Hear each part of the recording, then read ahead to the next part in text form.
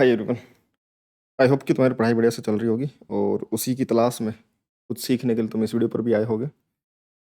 तो मैं तुम्हें एक इंटरेस्टिंग सा कंसेप्ट जो रोटेशनल मोशन में होता है उसके बारे में डिस्कशन के लिए मैंने ये वीडियो बनाया है। एक्चुअली अपने डाउट ग्रुप पे, जो टेलीग्राम पर अपना डाउट ग्रुप है, वहाँ पर एक स्टूडेंट ने डाउट भेजा था। दो तीन क्वेश्चन एक ही पैटर्न के थे। तो बोल रहा था कि सर इस पैटर्न के क्वेश्चंस को किस तरीके से सोल्व किया जाता है, और हालांकि अच्छा सा इंटरेस्टिंग सा कंसेप्ट है। रोलिंग मोशन का है, रोलिंग मोशन ऑफ स्फेयर्स या फिर कोई भी राउंड ऑब्जेक्ट जो रोलिंग मोशन कर रहा होगा, प्योर रोलिंग, उस पर डिपेंडेंट क्वेश्चंस थे। बट उसमें दिक्कत ये थी कि उसमें सेंटर ऑफ मास ऑब्जेक्ट के सेंटर पर नहीं था। जनरली ऐसा होता है कि जैसे कि अगर कोई स्फेयर है या फिर कोई सिलेंडर है या जो डिस्क है, रिंग है, उसके सेंटर पर सेंटर ऑफ मास है, उसके रोलिंग की कंडीशन हमें निकालनी होती है। प्योर रोलिंग के लिए डायनेमिक्स और काइनेमेटिक्स हम दोनों लगा लेते हैं, कोई दिक्कत नहीं आती। बॉटम मोस्ट पॉइंट की वेलोसिटी ग्राउंड सरफेस की वेलोसिटी यानी कि जीरो के बराबर होनी चाहिए अगर ग्राउंड रेस्ट में है तो। और नेट टेंजेंशियल एक्सेलेरेशन भी जीरो होना चाहिए। समझ में आ गई बात? क्योंकि ग्राउंड रेस्ट में रहता है। अगर मूविंग है तो मूविंग प्लेटफॉर्म के बराबर होना चाहिए फिर कॉन्टैक्ट पॉइंट की वेलोसिटी एंड एक्सेलरेशन, ताकि वो सरफेस पर रोलिंग कर पाए। बट समस्या ये है कि अगर ऐसा हो कि जो सेंटर ऑफ मास है वो सेंटर पर ना हो, शिफ्टेड हो, यानी कि या तो ऐसा कोई नॉन यूनिफॉर्म ज्योमेट्री हो या फिर यूनिफॉर्म ज्योमेट्री में नॉन यूनिफॉर्म मास का डिस्ट्रीब्यूशन हो, जिससे कि सेंटर ऑफ मास सेंटर पर लाई ना करे, उससे लेफ्ट राइट या कहीं और हो। जैसे कि सेंटर ऑफ मास पर लाई नहीं करेगा तो सेंटर ऑफ मास पर लगने वाला जो एम जी है वो सेंटर ऑफ मास से पास, सेंटर ऑफ मास पर लगने वाला एम जी है वो ज्योमेट्रिक सेंटर से पास नहीं करेगा। तो इस सिनेरियो में हमसे पूछा जाए कि उसकी डायनेमिक्स की इक्वेशंस क्या लिखें। काइनेमेटिक्स तो यही होगा कि इसमें कॉन्टैक्ट पॉइंट के लिए तो कंडीशन वही होगी कि अलोंग द टेंजेंट उसकी एक्सेलेरेशन और velocity ground surface contact surface के बराबर होनी चाहिए, कि अगर ग्राउंड रेस्ट में है तो वो जीरो होनी चाहिए। कंडीशन प्योर रोलिंग की सरफेस पर वही है, लेकिन उसकी डायनेमिक्स कैसे लिखें, उस पर F equal to M A torque equal to I alpha वगैरह क्या लगे, है ना, उसमें समस्या आती है। और जैसे कि रिंग हो, रिंग के सरफेस पर अगर तुमने मास हैंग कर दिया हो, ऐसे सिनेरियोज में जिसमें सिस्टम का total centre of mass geometric centre पर नहीं रह पाता, वहाँ पर समस्याएं आती हैं कि हम V C M equal to omega R, ये सब, ये कि सेंटर ऑफ मास के अबाउट उसको सेंटर की वेलोसिटी वी सी एम माने, सेंटर के अबाउट घूमता हुआ माने, तो वो सेंटर तो दूर है ना। और फिर यहाँ पर उसकी वेलोसिटी वी सी एम ऐसे लिख देंगे, फिर ओमेगा इंटू आर यहाँ से लिखेंगे तो ऐसे तिरछा जाएगा। ये थोड़ा दिक्कत वाला काम होता है, ये बच्चों को समझने में थोड़ी सी परेशानी आ रही है। तो उसने बोला कि इसका थोड़ा सा सोल्यूशन अगर मिल जाता, कि इसका कोई अच्छा सा वीडियो जिसमें हम चीज़ें समझ पाते हैं, तो ज़्यादा बेटर होता है। तो मैं उसी के वजह से बना रहा हूँ वीडियो की, ताकि सभी बच्चे इसको देख पाएँ और समझ पाएँ, क्योंकि एडवांस का एग्जाम अभी पास आ रहा है। और नहीं भी आ रहा होता है एग्जाम, अगर तुम वैसे भी 11th क्लास में भी प्रिपेयर कर रहे हो, है ना, और अगर तुमने रोटेशनल मोशन पढ़ा है, तुम्हारे लिए बहुत काम का वीडियो रहने वाला है ना। इसमें तुम इंटरेस्टिंग सा कंसेप्ट सीखोगे, और ये बहुत ही आसान कंसेप्ट होगा ना। और जब तुम सोल्व करने बैठोगे तो इस क्वेश्चन को हम क्वेश्चंस के थ्रू इसको समझ लेंगे। बहुत ही आसान कंसेप्ट होगा। हमें करना क्या है कि देखो, जनरली हम क्या करते हैं कि हम ऑब्जेक्ट के अगर सेंटर पर ही सेंटर ऑफ मास होता है, तो हम मान लेते हैं कि सेंटर की एक्सेलेरेशन ए सी एम और सेंटर के अबाउट एक्सेलेरेशन अल्फा है, रोटेशनल एक्सेलेरेशन, और फिर उसका ए सी एम और alpha R bottom most point को देते हैं, या किसी भी पॉइंट की नेट एक्सेलेरेशन निकालने के लिए यूज में लेते हैं, और सेंटर की वेलोसिटी वी सी एम और उसके अबाउट ओमेगा मान करके, और हम प्योर रोलिंग की कंडीशन लिखते हैं और हर एक पॉइंट की नेट वेलोसिटी और नेट एक्सेलेरेशन लिख लेते हैं। लेकिन जब ऐसे सिनेरियोज होंगे तो सेंटर ऑफ मास कहीं शिफ्टेड सा होगा, तो उस समय पर हमें वी सी एम और इसका ओमेगा आर, ओमेगा क्योंकि इसके अबाउट अगर ऐसे घूमेगा तो ओमेगा इंटू आर इसका ऐसे मिलेगा, तो उसके कंपोनेंट्स होंगे। समझ में आ गई बात? और या तो ऐसा भी कर सकते हैं कि सेंटर ऑफ मास की वेलोसिटी वी सी एम माने, इसका एक्सेलरेशन ए सी एम माने, सेंटर के अबाउट इसका एंगुलर एक्सेलरेशन अल्फा और इसकी एंगुलर वेलोसिटी ओमेगा मान लें, तो सेंटर ऑफ मास की एक्सेलरेशन और वेलोसिटी तो पॉइंट को ऐसे कैसे मिल जाएगी, सेंटर ऑफ मास के अबाउट रोटेशन होगा, तो सेंटर ऑफ मास के अबाउट ये पॉइंट इस तरफ है, तो आर के परपेंडिकुलर इसको ओमेगा इंटू आर या फिर अल्फा इंटू आर इस तरफ मिलेगा, जिसके टेंजेंशियल और वर्टिकल कंपोनेंट करने पड़ेंगे तुम्हें। या तो ये वाले कंडीशन लगा सकते हो जैसा सिंपल तुम करते हो हर बार, या फिर तुम्हें पता है कि अगर प्योर रोलिंग होती है ना, तो जो बॉटम मोस्ट पॉइंट होता है वो बॉटम मोस्ट पॉइंट पूरे सिस्टम का इंस्टेंटेनियस सेंटर ऑफ रोटेशन बनता है, क्योंकि ये पॉइंट कॉन्टैक्ट रेस्ट में रहता है और इसकी नेट वेलोसिटी इस इंस्टेंट पर जीरो रहती है। समझ में आ गई क्या बात? तो अगर इसकी नेट वेलोसिटी जीरो है तो फिर हम क्या बोलेंगे, इसकी नेट वेलोसिटी और नेट एक्सेलरेशन टेंजेंशियल डायरेक्शन में जीरो है, तो ये ग्राउंड के रेस्पेक्ट में, यानी कि जो तुम्हारी सरफेस जिस पर प्योर रोलिंग करो उसके रेस्पेक्ट में मूव नहीं करेगा। तो अगर ये स्टैटिक है तो ये पॉइंट भी स्टैटिक होगा, सरफेस स्टैटिक है तो ये आईसीओआर बनेगा, इंस्टेंटेनियस सेंटर ऑफ रोटेशन। इस ऑब्जेक्ट को इस पॉइंट के ऊपर इंस्टेंटेनियसली पूरा का पूरा रोटेट करता हुआ माना जा सकता है, instantaneous center of rotation, axis of rotation माना जा सकता है। यानी कि इसके अबाउट प्योर रोटेशन में इसको माना जा सकता है, सिर्फ और सिर्फ रोटेशन कंसिडर करना पड़ेगा तो मैं इसके अबाउट, क्योंकि ये पॉइंट चल नहीं रहा। जब कोई पॉइंट चल रहा हो और उसके अबाउट रोटेशन हो रहा हो तो उसको ट्रांसलेशन प्लस रोटेशन का कंबाइंड मोशन बोलते हैं।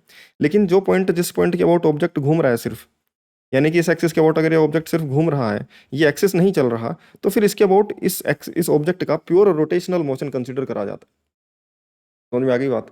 वही चीज़ यहाँ पर करेंगे। कॉन्टैक्ट पॉइंट क्योंकि रेस्ट में रहेगा इंस्टेंटेनियसली, तो वो उसका ICOR होगा, इंस्टेंटेनियस सेंटर ऑफ रोटेशन। तो हमें वही करना है, उसको इंस्टेंटेनियस सेंटर ऑफ रोटेशन मान करके, हमें पता है कि ICOR है, तो इसी के about total moment of inertia निकाल लेंगे, इसी के अबाउट टॉर्क, और torque equal to I alpha वगैरह इसी के अबाउट लगा करके एंगुलर एक्सेलरेशन निकाल लेंगे। समझ में आ गई क्या बात? और अल्फा आ जाएगा हमारे पास। समझ में आ रही हो? साथ ही साथ हमें ये पता होगा कि क्योंकि ये सरफेस स्टैटिक है और उसके ऊपर प्योर रोलिंग हो रहा है, तो ये पॉइंट भी स्टैटिक है और यहाँ पर स्लाइडिंग नहीं हो रही, रोलिंग हो रही है, प्योर रोलिंग। तो स्लाइडिंग अगर नहीं हो रही है तो इस पर क्या होगा? Work done by friction zero होगा, क्योंकि फ्रिक्शन स्टैटिक होगा, ऑब्वियस सी बात है। स्टैटिक होगा और स्टैटिक फ्रिक्शन भी, यहाँ पर ये पॉइंट स्लाइड नहीं कर रहा तो उसका वर्क डन भी नहीं आएगा। तो इसमें इसमें मैकेनिकल एनर्जी भी का कंजर्वेशन भी लगाया जा सकता है, अगर और कोई नॉन कंजर्वेटिव फोर्स सिस्टम में नहीं है तो। समझ में आ रही बात? तो हमें दो ही करना है। बेस्ट अप्रोच हमेशा यही रहती है कि ICOR के अबाउट इसको सोल्व करो, torque equal to I alpha वगैरह हमें ICOR के अबाउट लगाने हैं। साथ ही साथ conservation of mechanical energy use में ले लो, अगर वर्क डन बाई फ्रिक्शन वगैरह जीरो है तुम्हारा और कोई नॉन कंजर्वेटिव फोर्सेज होंगे नहीं, और फ्रिक्शन का वर्क डन इसमें जीरो होगा, ग्राउंड के फ्रिक्शन का, कहीं और फ्रिक्शन विक्शन ना हो, बस ये चेक कर लो। और अगर नहीं है तो एनर्जी का लॉस नहीं होगा, और हम कंजर्वेशन ऑफ मैकेनिकल एनर्जी भी यूज में ले सकते हैं, और इंस्टेंटेनियस सेंटर ऑफ रोटेशन के अबाउट डायनेमिक्स की इक्वेशन लिख देंगे। बस ये इन दो चीज़ों का ध्यान रखना और हम सारी प्रॉब्लम्स ऐसे सोल्व कर पाएंगे। मैं एग्जांपल के लिए लेता हूँ, उसने एक क्वेश्चन भेजा था कि सर इस क्वेश्चन को कैसे अप्रोच करेंगे ना। क्वेश्चन ध्यान से पढ़ो। इस क्वेश्चन में हमें दे रखा है कि एक नॉन यूनिफॉर्म सिलेंडर है ना, इसका मास का डिस्ट्रीब्यूशन नॉन यूनिफॉर्म है, इनिशियली सिस्टम रेस्ट में है, इसका मास 2m है और रेडियस 2r है, ठीक है ना। और इस पोजीशन से, जूम इन कर देता हूँ मैं क्वेश्चन को, इस पोजीशन से इसको रेस्ट से छोड़ा जाता है। द मोमेंट ऑफ इनर्शिया, इसका मोमेंट ऑफ इनर्शिया जो सेंटर से पास होने वाली लॉन्गिट्यूडनल एक्सिस यानी कि एक्सिस के लॉन्ग इनटू द प्लेन जाने वाली ये परपेंडिकुलर एक्सिस के अबाउट, इसका मोमेंट ऑफ इनर्शिया 4mr² है। और उसके पैरेलल जो उसके उसके उससे सेंटर से डिस्टेंस r पर एक बी एक्सिस, बी पॉइंट है, इसके एक लॉन्ग बी एक्सिस बनेगा जो सेंटर ऑफ मास वाली एक्सिस है। बी तुम्हारा सेंटर ऑफ मास है। समझ में आ गई बात? और ए बी हॉरिजॉन्टल है इनिशियली जब इस सिस्टम को छोड़ा गया। तो बताओ ये पॉइंट ऑफ कांटेक्ट होगा, ये सेंटर है, लेकिन सेंटर ऑफ मास यहाँ है, तो नेट टोटल mg यहाँ पर लगता हुआ माना जा सकता है। तो जो पॉइंट ऑफ कांटेक्ट होगा उसका टोटल mg यहाँ पर लग रहा हो, तो पॉइंट ऑफ कांटेक्ट के अबाउट उस नेट mg का क्या आएगा? टॉर्क आ जाएगा। टॉर्क आएगा तो ये इधर की तरफ लुढ़कना स्टार्ट होगा, क्योंकि सिस्टम का जो सेंटर ऑफ मास है वो लोएस्ट पोजीशन पर आने की कोशिश करेगा, क्योंकि वो स्टेबल इक्विलिब्रियम में रहना चाहता है और उसकी पोटेंशियल को मिनिमाइज करना चाहता है, और उसके पास ऑप्शन है कि वो घूम कर नीचे आ सके, तो वो आएगा। लेकिन अगर सेंटर ऑफ मास यहीं रहता तो mg भी यहीं लग रहा होता, तो इसी पॉइंट से पास कर रहा होता, तो उसको घुमाने वाला कोई फोर्स होता ही नहीं। जबरदस्ती अगर रखा होता तो अपने आप रखा होता, वो नहीं घूमता। लेकिन अब रखे रखे भी घूमना स्टार्ट कर देगा, क्योंकि अब mg का टॉर्क इस कॉन्टैक्ट पॉइंट के अबाउट आना स्टार्ट हो जाएगा, जो उसको लुढ़का देगा, और वो centre of mass lowest position पर आने के लिए इसको रोटेट करवाएगा। अगर यहाँ पर सेंटर ऑफ मास होता तो वही उसकी लोएस्ट पोजीशन होती, उससे नीचे आ ही नहीं सकता था, तो फिर वहीं इक्विलिब्रियम में होता, जब तक कि कोई एक्सटर्नल एक्स्ट्रा फोर्स नहीं लगा सकते थे हम, नहीं लगा रहे थे हम। लेकिन यहाँ पर ये लुढ़केगा, लुढ़केगा तो पूछा है इस सिस्टम में कि फ्रिक्शन सफिशिएंट है इतना कि वो स्लाइडिंग नहीं होने देगा, यानी कि अगर फ्रिक्शन लगेगा तो स्टैटिक लगेगा, वो स्लाइड नहीं होने देगा। तो पूछा इनिशियल एंगुलर एक्सेलरेशन, जैसे सिस्टम को छोड़ा जाएगा तो इनिशियल एंगुलर एक्सेलरेशन क्या होगी। साथ ही साथ जब ये बी पॉइंट लोएस्ट पोजीशन पर आ जाएगा, ए बी लाइन वर्टिकल हो जाएगी, उस समय इसका ओमेगा क्या होगा। अब जैसे मैंने दो स्टेप्स बताए कि तुम्हें एक तो ICOR के अबाउट सोल्व कर लेना डायनेमिक्स को, साथ ही साथ एनर्जी कंजर्वेशन लगा देनी है और मैकेनिकल एनर्जी कंजर्वेशन, क्योंकि फ्रिक्शन का वर्क डन जीरो होगा, तो तुम एनर्जी मैकेनिकल एनर्जी कंजर्वेशन से ओमेगा भी निकाल सकते हो, है ना। Change in potential energy equal to change in kinetic energy लगा करके, क्योंकि और कोई नॉन कंजर्वेटिव फोर्सेज का वर्क डन या एक्सटर्नल फोर्सेज का वर्क डन तो है नहीं, ग्रेविटी का mg का वर्क डन है, जो कि इसकी जिसके लिए हम पोटेंशियल एनर्जी लिख रहे हैं, और बाकी इसकी काइनेटिक एनर्जी है, ठीक है। तो बस यही दो चीज़ों का अप्रोच लगाना है और क्वेश्चन सोल्व हो जाएगा, बहुत मुश्किल नहीं है, ध्यान से सुनना। हमने हमने ये दे रखा है, हमें ये दे रखा है कि ये सिलेंडर था, इसका सेंटर मास यहाँ था, तो हमने इसका डायग्राम बनाया, FBD बनाया कि नीचे 2mg लगेगा, 2m मास टोटल इसका, तो सेंटर ऑफ मास पर टोटल 2mg लगता हुआ माना जा सकता है। ये पॉइंट ऑफ कॉन्टैक्ट है, यहाँ पर नॉर्मल लग रहा होगा ऊपर की तरफ और फ्रिक्शन लग रहा होगा। मान लो 2mg ऐसे फ्रिक्शन फोर्स लगा ग्रेविटी का, तो सेंटर के about point of contact P के अबाउट 2mg का जो टॉर्क आएगा वो एंटी क्लॉकवाइज डायरेक्शन में आएगा, तो ये ऐसे घूमना स्टार्ट करेगा, ऐसे घूमना स्टार्ट करेगा।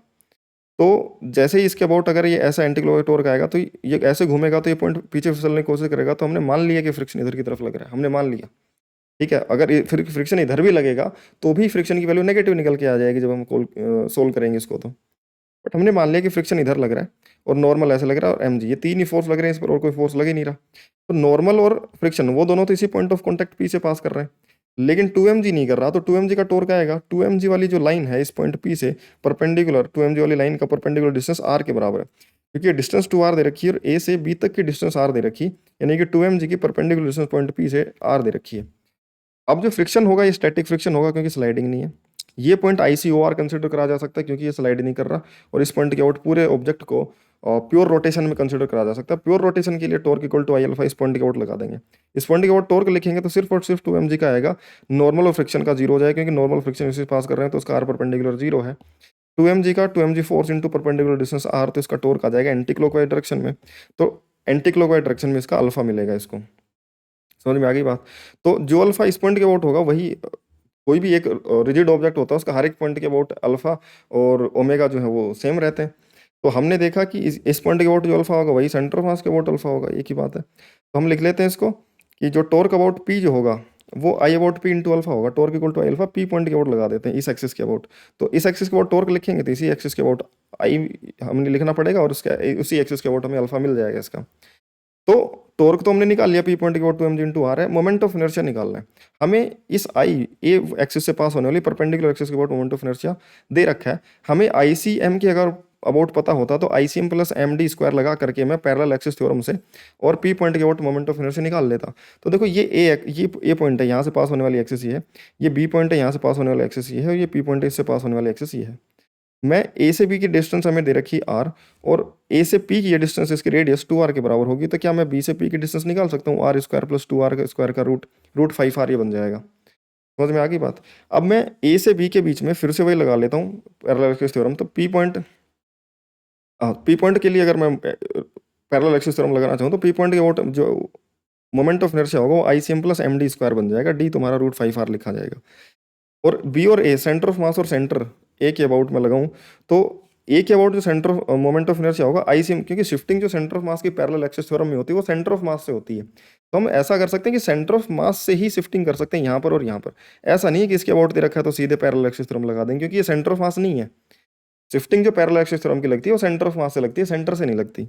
तो फिर हम क्या करेंगे, पहले सेंटर ऑफ मास के आउट मोमेंट ऑफ इनर्शिया लगाएंगे, निकालेंगे इसमें पैरेलल एक्सिस थ्योरम लगा करके, क्योंकि इसके एक्सिस की मोमेंट ऑफ इनर्शिया हमें दे रखी है। तो आई अबाउट ए लिखेंगे ICM plus MR square, M into D square. इसमें मास कितना है इसका 2m मास है, ठीक है, इंटू डिस्टेंस कितनी है दोनों एक्सिस के बीच में 2r, तो mass 2m into R square ICM plus this, ये आई अबाउट ए बन जाएगा। और आई अबाउट ए हमें 4mr स्क्वायर दे रखा है, तो उसमें से ये 2mr स्क्वायर माइनस हो जाएगा तो आई अबाउट CM बन जाएगा 2mr स्क्वायर।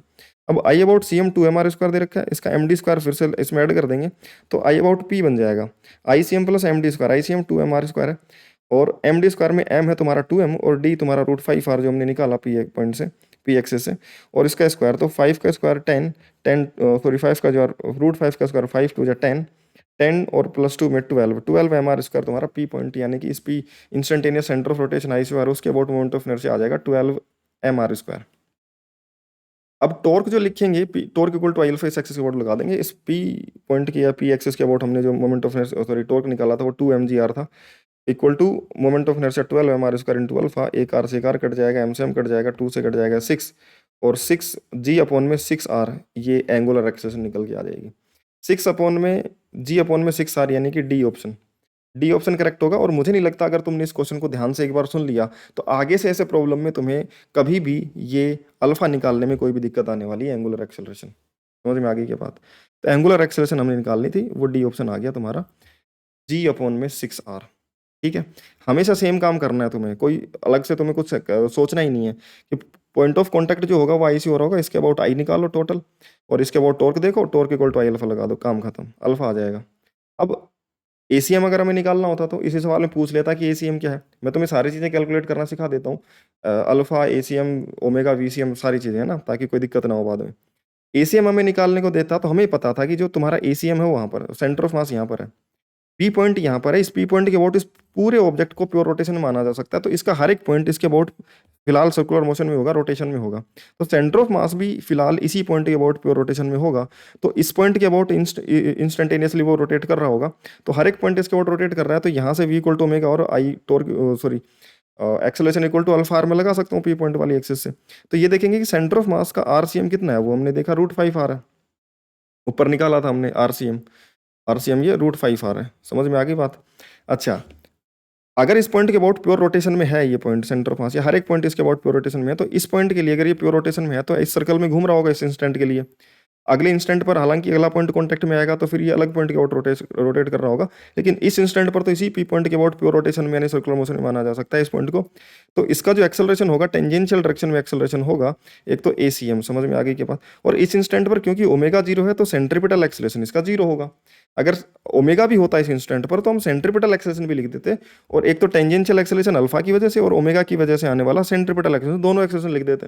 लेकिन क्योंकि अभी ओमेगा जीरो है, अभी ओमेगा इनिशियली जीरो है, इस वजह से सेंट्रीपिटल एक्सेलरेशन कोई नहीं आया पी पॉइंट की तरफ, सिर्फ टेंजेंशियल एक्सेलरेशन आ रहा है एसीएम का अल्फा इंटू आर। तो फिलहाल जो एक्सेलरेशन ऑफ सेंटर ऑफ मास है वो अल्फा इंटू आर है और वो इस डायरेक्शन में है। इसके एक्स और वाई कंपोनेंट में निकाले जा सकते हैं, कोई समस्या वाली बात नहीं है। तो एसीएम बन जाएगा अल्फा इंटू आरसीएम, अल्फा तुम्हारा जी अपॉन में 6 आर इंटू आरसीएम तुम्हारा √5 आर से आर कट जाएगा, एसीएम तुम्हारा √5/6 इंटू जी निकल के आ गया। ये नेट एक्सेलरेशन है सेंटर ऑफ मास के, इसके एक्स और वाई कंपोनेंट निकाले जा सकते हैं।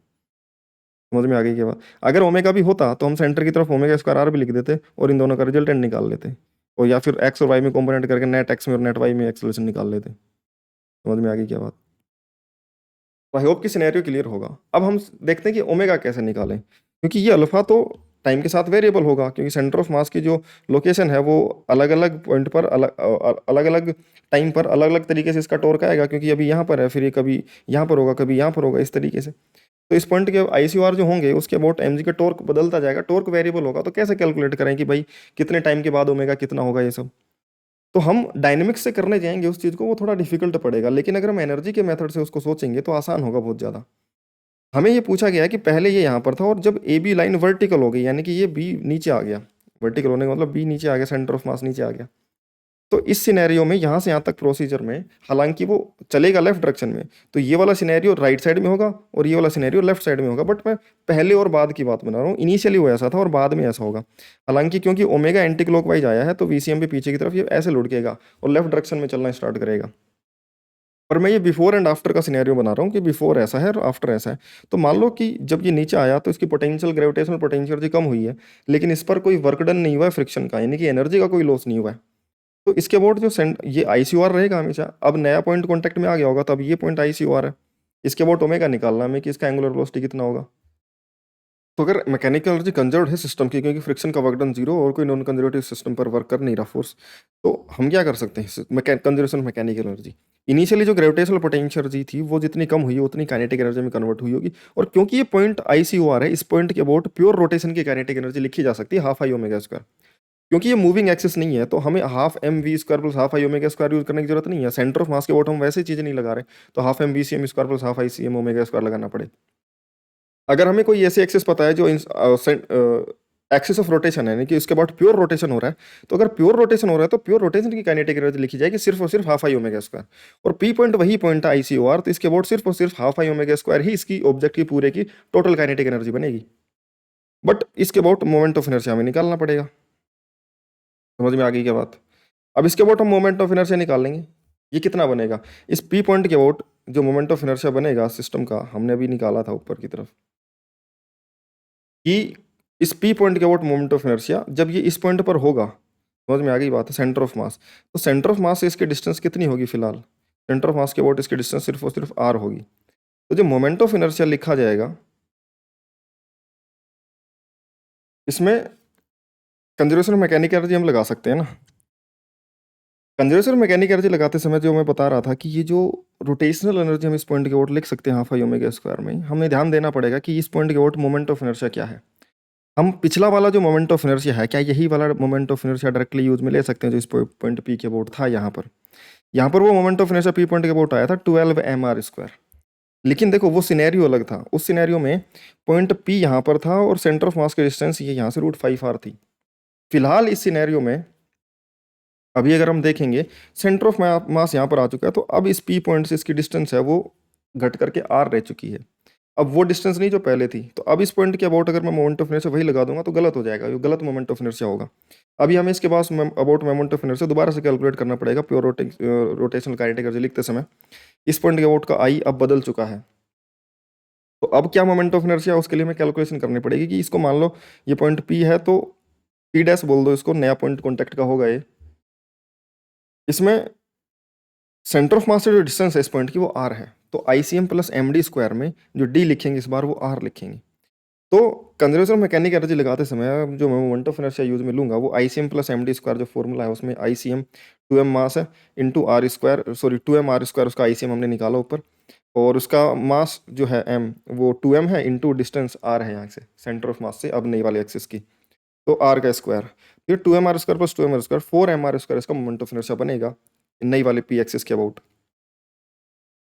जो पुराना वाला आईसीएम था देखो हमने निकाला था 2m आर स्क्वायर था, ठीक है। तो अब जो नया मोमेंट ऑफ इनर्शिया आया वो 4m आर स्क्वायर आया, और हम मान लेते हैं कि जो बाद में जो ग्रेविटेशनल सेंटर ऑफ मास का जो लेवल है उसको ग्रेविटेशनल एनर्जी का रेफरेंस मान करके वहाँ की जीरो एनर्जी मान लेते हैं ग्रेविटेशन की, तो इनिशियली जब आर हाइट ऊपर था सेंटर ऑफ मास तो एम जी आर उसकी इनिशियल पोटेंशियल एनर्जी बन जाएगी।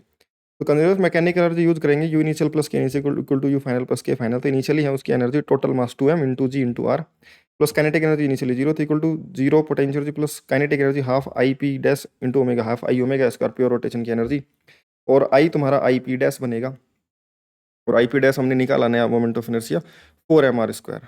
समझ में आ गई बात।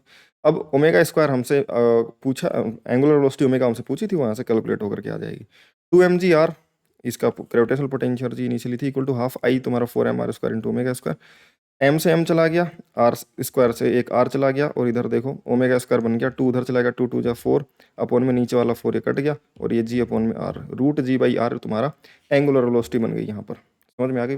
ये भी एक इंपॉर्टेंट कंसेप्ट है क्योंकि यहाँ पर भी चीज़ें मिस होती हैं ना, जब हम इसको चेक करते हैं, जब हम इसको सोल्व करते हैं तो हमें जनरली क्या होता है कि हम एक बार मोमेंट ऑफ इनर्शिया कैलकुलेट कर चुके हैं ना, फिर हमें समस्या ये होती है कि हम उसको दोबारा चेक नहीं करते क्या यहाँ पर भी वो वैलिड है कि नहीं है। नए सिनेरियो में क्योंकि सेंटर ऑफ मास की डिस्टेंस इस पॉइंट पी से बदल चुकी है, अब इस पॉइंट के अबाउट का मोमेंट ऑफ इनर्शिया बदल चुका है पहले कंपैरिजन में, और हम जनरली मिस्टेक ये कर देते हैं, इतना सोचने समझने के बाद भी ये क्वेश्चन गलत हो जाता है क्योंकि हम मोमेंट ऑफ इनर्शिया पे ध्यान नहीं देते कि अब कितना होगा, और हम वही पुराना वाला मोमेंट ऑफ इनर्शिया यूज कर लेते हैं और आंसर गलत आ जाता है।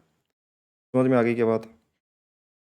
अगर हम वही वाला मोमेंट ऑफ इनर्शिया यूज कर लेते 12m आर स्क्वायर का, तो इसमें आंसर हमारा क्या बन जाता, 12 रखते तो ये 12 4 और नीचे 12 3 बनता, तो ये g/3r शायद ऑप्शन में भी था ये कहीं ना कहीं है ना, g/3r ये रहा बी ऑप्शन, और हमारा मैच भी कर जाता, आंसर भी आ जाता। समझ में आ गई क्या बात। बट नहीं, ये नहीं होगा, आंसर होगा ए ऑप्शन, इसमें D option and A option will be the correct answer. और ए ऑप्शन इस वजह से क्योंकि मोमेंट ऑफ इनर्शिया चेंज हो चुका है, हमें वो नया वाला मोमेंट ऑफ इनर्शिया लिखना पड़ेगा इसकी नेट टोटल काइनेटिक एनर्जी सही वाली लिखने के लिए। ठीक है, हमसे वीसीएम पूछा जाए, वीसीएम पूछा जाएगा तो हम क्या करेंगे, हमें इस इंस्टेंट पर की क्या वीसीएम, तो हमें इस इंस्टेंट पर ओमेगा पता है, ओमेगा हमने निकाल रखा है, रूट g/r है, तो इस पॉइंट पर सारे पॉइंट इसके अबाउट प्योर रोटेशन में कंसिडर करने जा सकते हैं, सेंटर ऑफ मास में कंसिडर करा जा सकता है। तो इस पॉइंट पर इधर की तरफ इसका वीसीएम होगा, इसके अबाउट घूम रहा होगा, तो इस सर्कल में आर रेडियस में घूम रहा है, तो इसका velocity v equal to omega R से निकाला जा सकता है, और आरसीएम इसका आर है, और सेंटर ऑफ मास इसके डिस्टेंस कैपिटल आर है, तो root g/r into R, root R से आर गया तो रूट आर बच गया ऊपर, तो रूट g इंटू आर ऊपर की तरफ, ये बन गया तुम्हारा वीसीएम। इस इंस्टेंट पर जो सेंटर ऑफ मास की वेलोसिटी होगी वो रूट g इंटू आर होगी। समझ में आ गई। तो आई होप कि ये वाला प्रॉब्लम तुम्हें अच्छे से क्लियर होगा, और अब तुम्हें ऐसे प्रॉब्लम्स करने में कोई दिक्कत नहीं आएगी। ठीक है, नेक्स्ट जो क्वेश्चन उसने भेजा था, उसने ये बोला था कि सर एक ऐसा और क्वेश्चन जिसमें अगर इलेक्ट्रिक फील्ड वगैरह एंटर करवा रखी है, कुछ और भी चीज़ें उसमें इंक्लूड कर रखी हो तो हम कैसे करेंगे। ये पैराग्राफ का कोई क्वेश्चन था, उसका कोई पार्ट था, उसने भेजा था कि एक रिंग है, रिंग के सेंटर, रिंग यूनिफॉर्म थी लेकिन सेंटर से डिस्टेंस आर पर सर्कमफेरेंस पर एक एक्स्ट्रा मास एम उसको चिपका रखा है जिसका चार्ज क्यू है और मास एम है। रिंग का खुद का मास भी स्मॉल एम सेम है, और लेकिन उसकी रेडियस आर है। ठीक है, इलेक्ट्रिक फील्ड यूनिफॉर्म है पूरे रीजन में, और इस तरीके से दे रखा है कि क्यू इंटू ई की वैल्यू एम जी के बराबर है। समझ में आ रही बात। क्वेश्चन को पढ़ोगे तो साफ साफ दे रखा है कि यहाँ पर क्लैम्ड है, फिक्स्ड है इसके ऊपर, और क्यू ई की वैल्यू एम जी के बराबर है, इक्वल टू 0 पर सिस्टम को रेस्ट रिलीज करा जाता है। तो इसका magnitude of the friction force इस पर कितना एक्ट कर रहा है वो निकालना है हमें। तो देखो इस क्वेश्चन में जो फ्रिक्शन निकालेंगे वैसा ही पिछले क्वेश्चन में भी हम फ्रिक्शन निकाल सकते थे, है ना। प्रोसीजर सेम ही है क्योंकि हमारे पास एक्सेलरेशन आ चुकी है, तो एक्सेलरेशन को यूज करके हम क्या कर सकते हैं, फोर्सेज कैलकुलेट कर सकते हैं जो अननोन फोर्सेज हैं।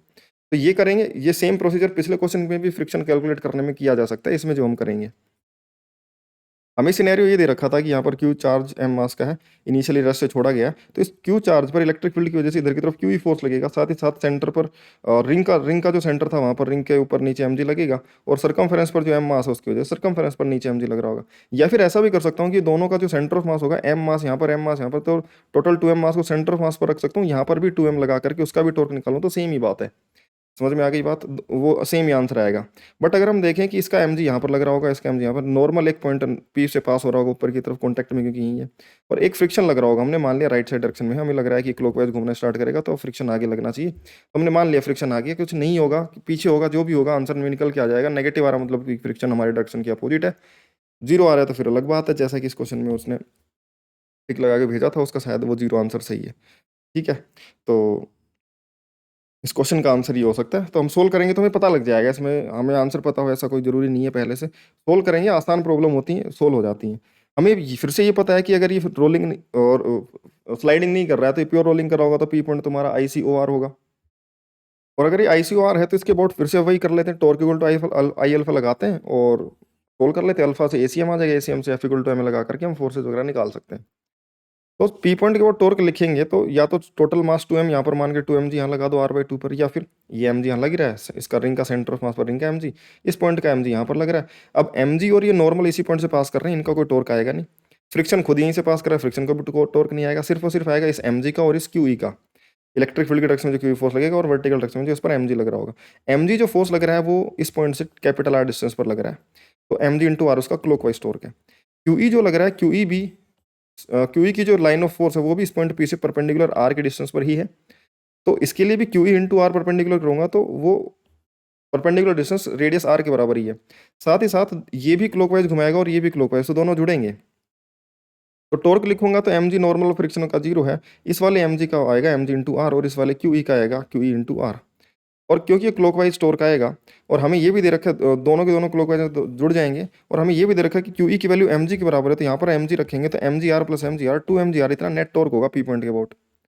अब पी पॉइंट के अबाउट हमें नेट टॉर्क पता है, तो पी पॉइंट के अबाउट अगर आई निकाल लें तो टॉर्क इक्वल टू अल्फा लगा करके अल्फा निकाला जा सकता है, कितने एंगुलर एक्सिस में घूमना स्टार्ट करेगा इस पॉइंट के अबाउट। पॉइंट पी जो है, पॉइंट पी से अगर मैं रिंग देखूँ, ये रिंग है, इसका सेंटर ऑफ मास यहाँ पर, इसका ICM MR² होगा, उसको पैरेलल शिफ्टिंग कर दूंगा डिस्टेंस r पर, तो MR² प्लस MR², रिंग का total moment of inertia P point के अबाउट MR² प्लस MR² बन जाएगा।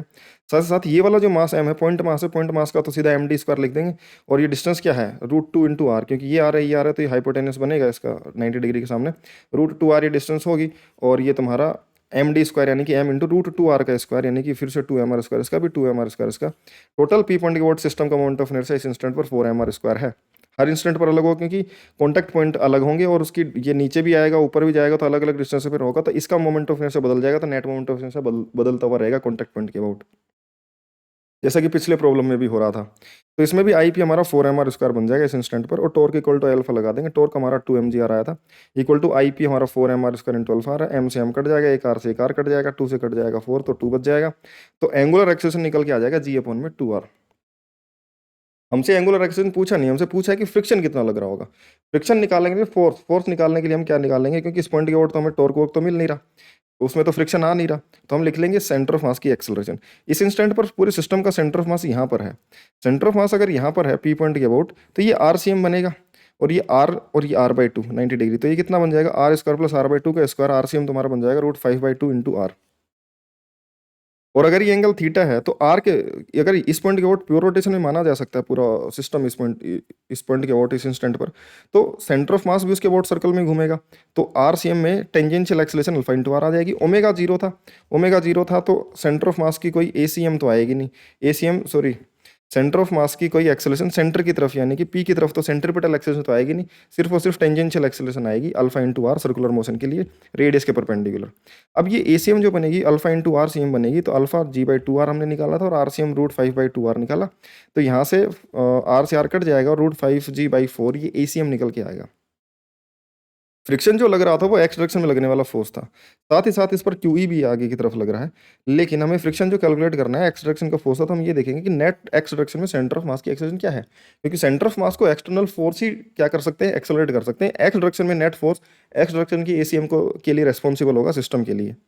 स्टैटिक फ्रिक्शन होगा, वर्क डन कुछ होगा नहीं, हमें वो चीज़ कैलकुलेट भी नहीं करनी। खैर, एक्स डायरेक्शन में जो एक्सेलरेशन कंपोनेंट होगा, अगर ये एंगल थीटा है और ये इसके परपेंडिकुलर है, ध्यान से देखेंगे, ये इसके परपेंडिकुलर एक्सेलरेशन होगी, रेडियस के परपेंडिकुलर। ये एंगल थीटा, ये 90 माइनस थीटा, ये 90 माइनस थीटा और ये 90, तो ये फिर एंगल थीटा बन जाएगा हॉरिजॉन्टल के साथ में। तो एसीएम का हॉरिजॉन्टल एक्स में कंपोनेंट एसीएम कोस थीटा बनेगा। तो ACM into cos theta, ACM तुम्हारा आर अपॉन में √5/2 इंटू आर है। समझ में आ गई बात? ये यहाँ से निकाल लेंगे, थीटा ये है, तो कोस थीटा क्या बन जाएगा, बेस यानी कैपिटल आर अपॉन में आरसीएम। तो कैपिटल आर अपॉन में आरसीएम तुमने निकाला √5r/2 है, यहाँ से 2/√5 तुम्हारा कोस थीटा निकल के आ जाएगा, और ए एक्स तुम्हारा एक्स डायरेक्शन में एक्सेलरेशन बन जाएगा एसीएम यानी कि √5g/4 इंटू 2/√5। यहाँ से 2 से 4 कटेगा 2 और √5 से √5 कट जाएगा, तो g/2 तुम्हारी एक्स डायरेक्शन में नेट एक्सेलरेशन निकल के आएगी। अब एक्स डायरेक्शन में net force F equal to M A कर दो। नेट फोर्स एक्स डायरेक्शन में देखेंगे तो इस सिस्टम पर एक्स डायरेक्शन में दिखा देता हूँ, यहाँ पर एक क्यूई फोर्स एक्स में लग रहा है और साथ ही साथ फ्रिक्शन लग रहा है एक्स में। हमने मान लिया फ्रिक्शन भी इधर लग रहा है, दोनों जुड़ जाएंगे तो QE plus friction F plus Q equal to उसका टोटल मास सिस्टम का 2m है इंटू सेंटर ऑफ मास की एक्स में एक्सेलरेशन a/2 है। क्यूई की वैल्यू हमें दे रखी है mg के बराबर है, तो हम वो रख देंगे। साथ ही साथ इधर 2 से 2 कट जाएगा, ये भी mg से mg कट गया, फ्रिक्शन की वैल्यू 0 निकल के आ गई। समझ में आ गई क्या बात? आई होप कि इस अब इन दोनों क्वेश्चंस को मिला करके लगभग सारे ही कंसेप्ट इंक्लूड हो गए हैं। समझ में आ गई बात कि अगर शिफ्ट होता है एक समय के बाद में दूसरे समय के बाद ऊपर पूछा जाता है ओमेगा वगैरह, तो एनर्जी कंजर्वेशन वगैरह से निकाल सकते हैं। उसमें आई हमें चेंज करना पड़ेगा, मोमेंट ऑफ इनर्शिया चेंज हो जाता है, क्योंकि शिफ्टिंग हो जाती है, सेंटर ऑफ मास की कॉन्टैक्ट पॉइंट से डिस्टेंस बदल जाती है, तो इस वजह से सिस्टम का मोमेंट ऑफ इनर्शिया बदल जाता है, वो हमें चेंज करना पड़ेगा। हमें एक्सेलरेशन कैसे निकाल सकते हैं, एक्सेलरेशन का नेट कॉम्पोनेंट एक्स वाई में कैसे निकाल सकते हैं, फ्रिक्शन कैसे निकाल सकते हैं। समझ में आ गई बात? तो ऑलमोस्ट सारी चीज़ें लगभग कवर हो गई हैं। तो मुझे नहीं लगता कि ये दो क्वेश्चन करने के बाद और इस थ्योरी को समझने के बाद तुम्हें और कोई एक्स्ट्रा कुछ करने की ज़रूरत है इन सबको स्ट्रॉन्ग बनाने के लिए। अब तुम कोई भी क्वेश्चन जो नया आएगा, तुम इसी इसी चीज़ को लगा करके अप्लाई करके तुम अच्छे से उसको सोल्व कर सकते हो। और ये आधा घंटा तुम्हारे लिए बहुत बेनिफिशियल होगा, क्योंकि एडवांस का एग्जाम तुम्हारे पास में आ रहा है अभी। और क्योंकि एडवांस में ऐसी चीज़ें आने के चांसेस बहुत ज़्यादा होते हैं जहाँ पर सेंटर शिफ्टेड हो या फिर कुछ ऐसी अजीबोगरीब चीज़ हो रही हो जो देखने में थोड़ा सा एकदम से अटपटा लग रहा हो। लेकिन मैं तुम्हें गारंटी के साथ कह सकता हूँ, अगर तुमने ये कर लिया तो तुम्हें वो मुश्किल बिल्कुल भी नहीं लगेगा। और तुम्हारे जो टेस्ट सीरीज वगैरह चल रहे होंगे उनमें भी बहुत सारे ऐसे क्वेश्चन आ रहे होंगे, तो उनमें भी तुम्हें बेनिफिट मिलेगा। ठीक है, तो ठीक है यार, आई होप कि चीज़ें क्लियर होंगी। कोई भी डाउट हो तो अपना जो टेलीग्राम पर डाउट ग्रुप है, माफियाज डाउट किलर्स ग्रुप, वहाँ पर आकर के तुम मुझसे डिस्कस कर सकते हो। मैं वहाँ पर ऑडियो डाउट सेशन लेता हूँ जब भी मुझे टाइम मिलता है। साथ ही साथ अपना जो टेलीग्राम पर चैनल है फिजिक्स माफिया करके, उसको ज्वाइन कर लो, ताकि अपनी एक अच्छी कम्युनिटी बिल्ड हो सके अच्छे स्टूडेंट्स के साथ में, और अपने थॉट्स शेयर कर सको, अपनी प्रॉब्लम शेयर कर सको तुम, और उनके साथ कनेक्ट होकर के अपनी प्रिपरेशन को अच्छी बना सको। ठीक है, तो दोनों की लिंक मैं डिस्क्रिप्शन में दे दूंगा, टेलीग्राम चैनल और टेलीग्राम ग्रुप की, अपने डाउट ग्रुप की, दोनों लिंक डिस्क्रिप्शन में दे दूंगा। ठीक है, तो वहाँ से जाकर के ज्वाइन कर लेना। बाकी यार चैनल को सब्सक्राइब कर देना, एक्सप्लोर करना, बहुत सारी अच्छी अच्छी वीडियोज़ हैं चैनल पे जो कि तुम्हारे काम में आएंगी थ्रू आउट योर प्रिपरेशन, तो वो जा करके देख सकते हो। ठीक है, बाकी मिलते हैं यार ऐसे किसी अच्छे से कंसेप्ट के साथ किसी अच्छे से वीडियो में। बाय।